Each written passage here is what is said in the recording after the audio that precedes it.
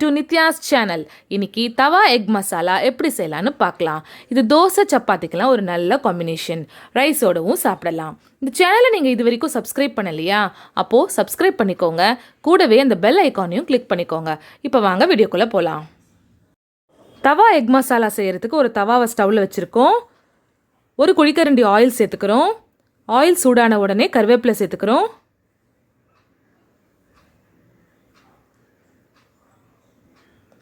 ரெண்டு பெரிய வெங்காயம் பொடியாக கட் பண்ணது சேர்த்துக்கிறோம். ஆனியனை நல்லா வதக்கிக்கலாம். உப்பும் மஞ்சப்பொடியும் சேர்த்து நல்லா வதக்கிக்கலாம்.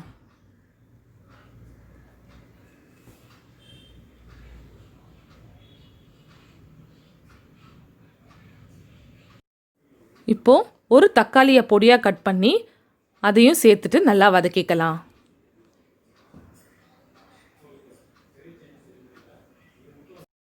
நல்லா வதங்கிறதுக்காக ஒரு மூடி போட்டு மூடிட்டு ஸ்லோவில் வச்சிடலாம். இப்போது ஒரு ஸ்பூன் இஞ்சி பூண்டு விழுது சேர்த்துட்டு அதையும் நல்லா பச்சை ஸ்மெல் போகிற வரைக்கும் வதக்கி விட்டுக்கலாம். நல்லா வதங்கினதுக்கப்புறமா ஒரு அரை ஸ்பூன் கரம் மசாலா, ஒரு அரை ஸ்பூன் கறி மசாலா, ஒரு ஸ்பூன் குழம்பு மிளகாய்த்தூள் இதை சேர்த்துட்டு நல்லா வதக்கிக்கலாம். மசாலா நல்லா பச்சை ஸ்மெல் போகிற வரைக்கும் வதக்கிட்டு தேவையான அளவுக்கு தண்ணி சேர்த்துக்கலாம். நான் ஒரு அரை கிளாஸ் தண்ணி சேர்த்துருக்கேன். மசாலா நல்லா கொதிச்சதுக்கப்புறமா வேக வச்சு எடுத்து வச்சுருக்க நம்ம முட்டையை ஸ்லைஸ் பண்ணி சேர்த்துக்கிறோம். இந்த மசாலாவுக்கு ஒரு 3 முட்டை சேர்த்துக்கலாம்.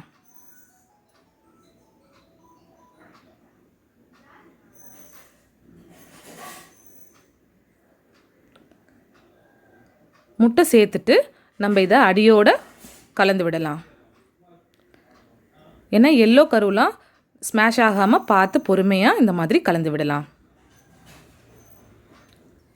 இப்போ பாருங்கள், தவா எக் மசாலா ரெடி ஆகிட்டே இருக்குது.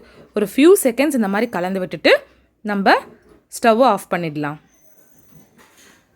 இந்த மசாலாலாம் நல்லா எக்கோடு படுற மாதிரி ஒரு ஃபியூ செகண்ட்ஸ் கலரி விட்டுக்கலாம். இந்த மாதிரி இரும்பு தவாவில் செஞ்சோன்னா இதுக்கு எக்ஸ்ட்ரா டேஸ்ட் கிடைக்கும். நீங்கள் நிறையா குவான்டிட்டி செய்கிறதா இருந்தால் பேன்லேயே செஞ்சுக்கலாம்.